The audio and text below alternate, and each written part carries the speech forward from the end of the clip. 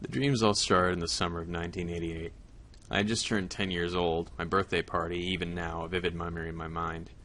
It was filled with friends, family, and all around the edge of the grouping, cats. Dozens of them surrounded the area. I could hear them now that I think about it, chattering, the sounds they make when hunting moths or butterflies that are on the breeze. It was that night that I began to dream of them. Terrible dreams filled my nights, running from those horrible shining eyes, seeing them everywhere, never finding solace from those cold stares. I would wake up in sweat, soaked sheets, my screams relentless as my mother cradled me. I tried to explain, oh God, how I tried, but I never could. Now, keep in mind, many children want animals as pets. Every Christmas, my friends would ask for puppies or a pony, but I was not an animal lover, not in the slightest. I disliked them immensely. The fur bothered me, the rubbing they did would make me gag. I would see one coming down the street and would frown in disgust. My mother thought it was a phase, but it stayed with me even through my teen years. It went so far as me disliking stuffed animals. Yes, seems strange for a girl, doesn't it? As for dreams, my growth didn't make them any better. They became, to me, more dire, more foreboding. The eyes of those demonic creatures would glow with such menace, becoming red in their anger. "Why?" I would scream out, only to be answered with yowling and hissing. At the age of 25, I finally found a psychiatrist that was willing to help me with my night terrors. Extensive therapy, pills, and a brief stay within a psych ward finally made the dreams stop. Oh, the relief I felt. I was a kid again, it seemed. I regained a part of me that I had lost, and how amazing it was. I started making friends, even started dating. I found that I liked the arts and was a proficient painter. One review of my work stated, "Her work, almost childlike in nature, pulls at one's heart in such a delicate way. You will see great things out of this new rising artist." In 2005, at the age of 27, I had the biggest showing in my career. The paintings filled a gallery in the very heart of New York City. I had slaved for months getting the pieces ready for viewing, painting new ones to add to the collection. This was to be my greatest moment. I stood in the middle of the room listening to my guests. Some of the biggest names in business was there. I could hear the whispers. "You see that in the corner?" Or, "Wow, what an unexpected addition to her paintings." I couldn't understand what they were meaning. I knew what I had painted. It wasn't until I had heard a huge gasp at the large room that I turned and saw what they were speaking of. A large, huge painting was sitting on the back wall, one that I didn't see when I came into the gallery. Upon the corner where my normal signature would be was a simple, perfectly made paw print. The picture itself was stunning.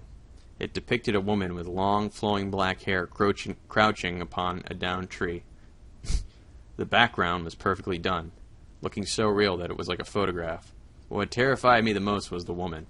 It was me, but not me. She had the eyes that I dreamed of so often, looking right out of the painting. Her body was lithe and lean, with marking upon her flesh, like stripes upon a tiger. At her feet, looking up in awe of her, was cats, dozens of them. "Oh my God," was all I could say, before everything went dark and I passed out. I woke up sometimes later, the gallery empty of people except a few of my friends. I could hear them talking as I came to. "What do you think happened to Stiffen?" Dee Dee asked. I could hear the moving of fabric as he shrugged. I finally opened my eyes to see them all standing over the chase I was placed on. "Where did that painting come from?" I asked, pointing to it slowly. I couldn't look at it. I just couldn't. "What do you mean, Leia? It came from your studio. You told the movers to bring all the finished ones, and that was with them." Eric replied. Dee Dee looked down at me, her eyes filled with worry as she said, "It got rave reviews, Leia. Even the gallery owner is wanting to buy it. It is amazing." I didn't paint that," I said. "But Leia," Eric said. "You did. You did. I was there while you painted. You were laying there in bed." His face turned red when the others looked at him shocked. "And you just got up and started painting. Didn't say a word. I fell asleep after a few minutes, but when I woke up it was done and you were asleep with me." I couldn't believe it. My mind was reeling from what I had heard.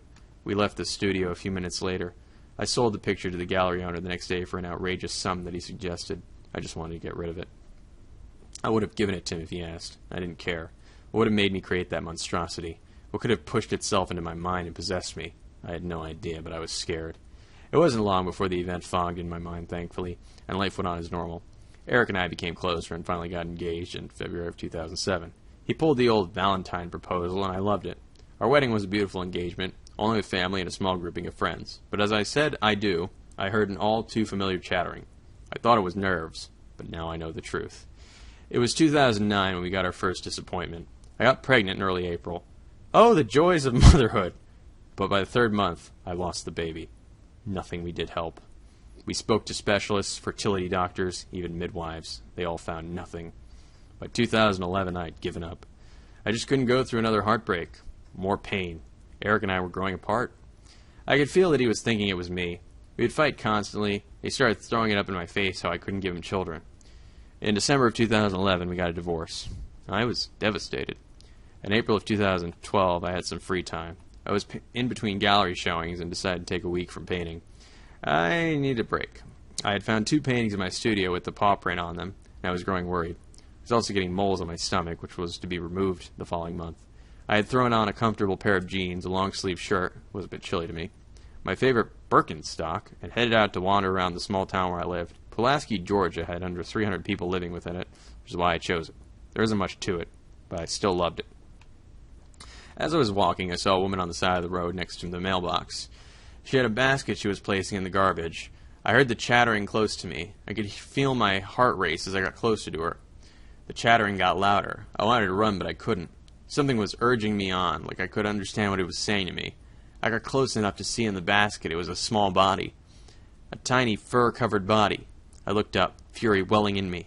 I snatched the little being in my hands and hissed at her. Her eyes grew large as I dropped to my knees. I could feel my body screaming out to help him, save him, and I let out a yowl as loud as any I could ever have heard in my dreams. I wanted to rip her eyes out as I looked upon my son. He was my son. I just knew it. He was dying. I could feel his little body, cold and lifeless in my hands, and I yowled again. I heard her footsteps retreating from me. I placed him in my shirt, close to my skin. I had to get him warm. I could hear his little heart trying to let go. I could hear myself chattering. I had heard so many times before. "Please don't go, baby," I was saying. "Don't leave me." I took off running. I ran. I had to get home.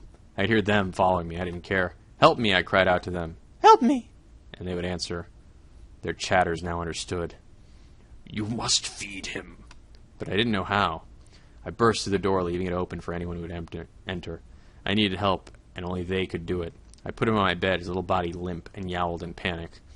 It was then that I noticed a beautiful gray cat at the door of my room. In her mouth was a little kitten. She jumped on her bed, her eyes looking at me warily as she laid the little one on the bed next to mine.